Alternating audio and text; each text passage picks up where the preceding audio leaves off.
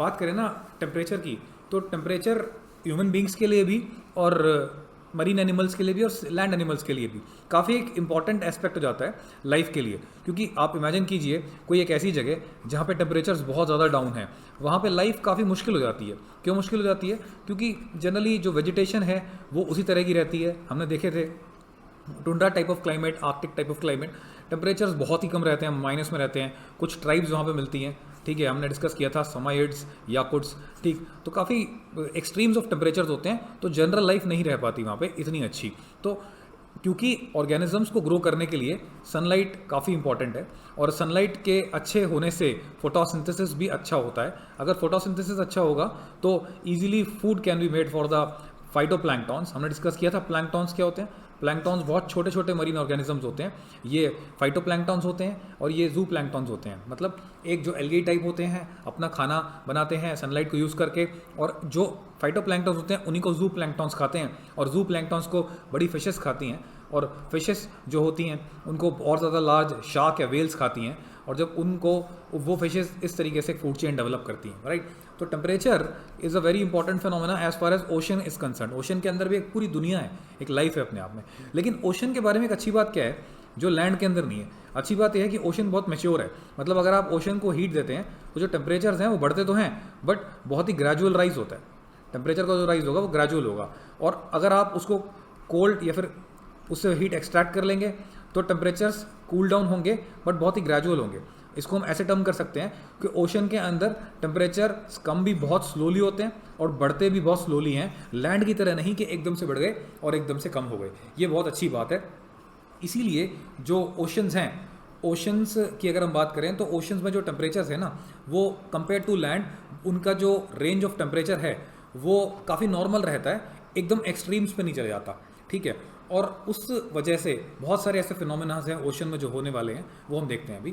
उसके पहले हम देखते हैं कि टेम्परेचर कैसे कैसे वेरी कर रहा है, कौन कौन से ऐसे फिनोमेनास हैं जिनके कारण टेम्परेचर वेरी करता है, कौन कौन से ऐसे फैक्टर्स हैं। पहले फैक्टर की बात करें तो देखिए लैटिट्यूड है। हमें पता है कि अर्थ राउंड है और this is the equator and these are the poles.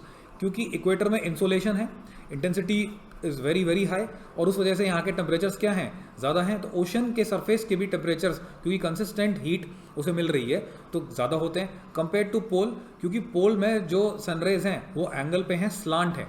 अगर वो स्लांट हैं तो हीट एब्जॉर्प्शन कम है, टेम्परेचर्स भी कम होंगे।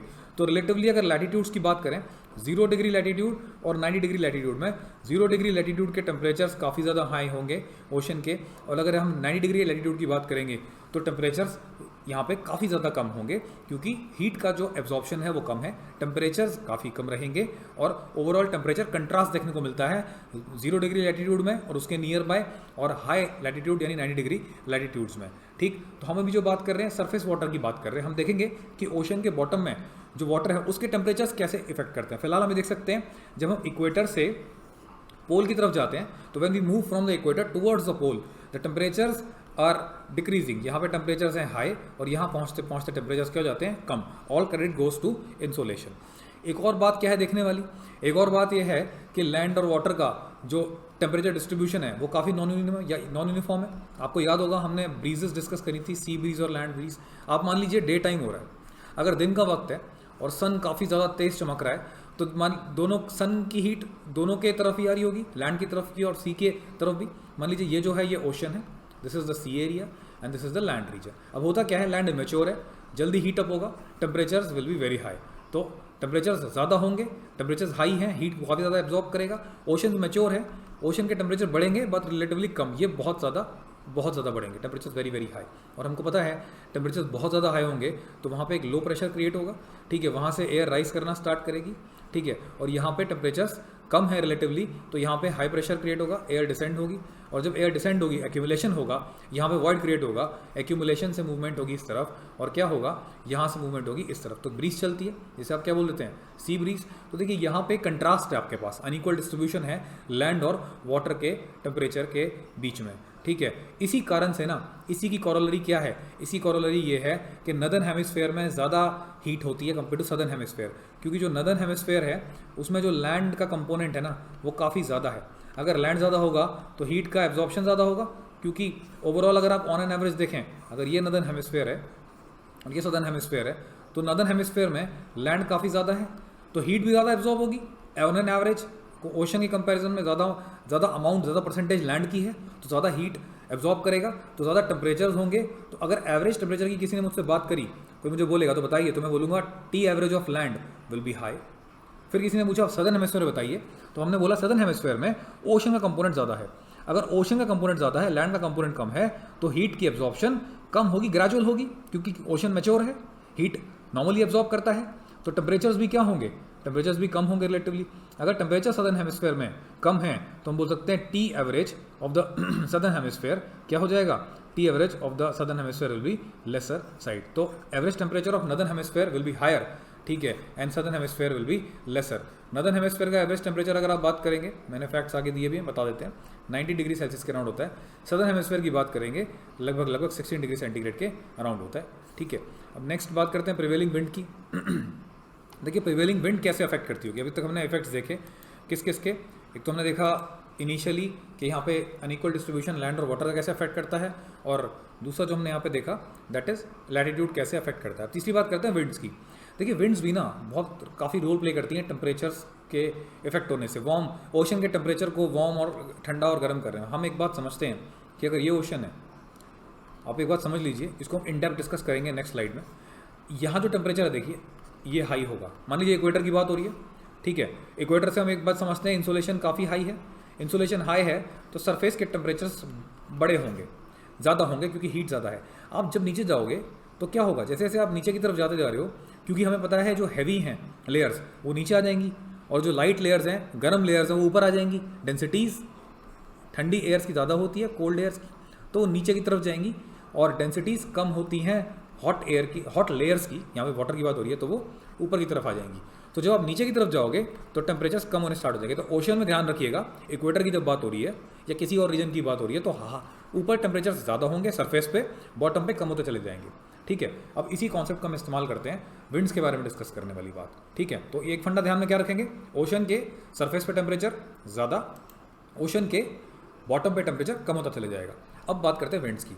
अब देखिए मान लीजिए ये आपका है continent, this is the continent, और ये है आपका सी शोर, राइट, दिस इज द सी शोर। अब क्या होता है, इस तरह से विंड्स चलती हैं। अगर ये विंड्स ऐसे चलेंगी तो इन्हें हम बोलते हैं ऑन शोर विंड्स, विंड्स की तरफ शोर की तरफ चलने वाली।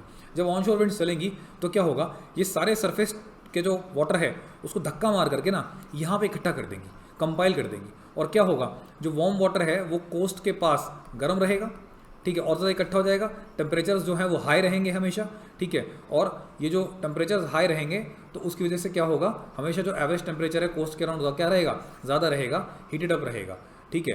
तो आप बोल सकते हैं ये जो एरिया होगा, क्योंकि ऑन शोर विंड्स बहुत पीछे से आ रही है ना, ऑन शोर विंड्स बहुत पीछे से आ रही हैं, तो ये इतना बड़ा ओशन है, किलोमीटर्स तक है, थाउजेंड्स ऑफ माइल्स, तो क्या हो रहा है, सारा का सारा वार्म वाटर लेके आ रही है कोस्ट के बाद, और ये क्या कर देंगी, जमा कर देंगी वार्म वाटर को यहाँ पे।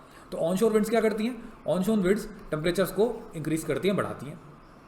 बात कर लेते हैं ऑफ शोर विंड की। यहाँ देख लीजिए ये कॉन्टिनेंट था, ठीक है, ये कॉन्टिनेंट है, सॉलिड है, ठीक है भाई, कॉन्टिनेंट है, ये रहा सी शोर। एक और एग्जांपल ले रहे हैं, अब ये सी शोर है। सी शोर में बात करते हैं ऑफ शोर विंड्स की। देखिए ऑफ शोर विंड्स क्या करेंगी, शोर से अवे ले जाएंगी। जब विंड्स वाटर को शोर से अवे ले, क्योंकि विंड्स ऐसे ब्लो कर रही है तो पानी भी जाएगा ना, टाइड्स के साथ, तो पानी भी जाएगा। अगर पानी यहाँ जाएगा तो देखिए इस रीजन में ना वॉइड क्रिएट हो जाएगा। अगर वॉइड क्रिएट होगा, क्योंकि विंड्स तो अपने साथ गर्म पानी को ले गई सरफेस वाटर को बहुत दूर माइल्स, तो जब ये जगह खाली होगी तो इस जगह में नीचे से पानी आएगा। और ये बात तो अभी हमने डिस्कस करी है, सरफेस के टेम्परेचर्स होते हैं हाई और बॉटम के टेम्परेचर्स होते हैं लो। अगर बॉटम के टेम्परेचर्स लो हैं तो लो टेम्परेचर पानी ऊपर आएगा, अगर लो टेम्परेचर पानी ऊपर आएगा तो आप ये देखिए इस जगह पे कोल्ड वाटर इकट्ठा होगा। इस जगह पे कोल्ड वाटर इकट्ठा अगर होता है तो क्या होगा, कोल्ड वाटर के होने से जो विंड्स का गर्म पानी को शोर से दूर ले जाना, वहाँ पे वॉइड क्रिएट होना, और नीचे से कोल्ड वाटर का ऊपर आना।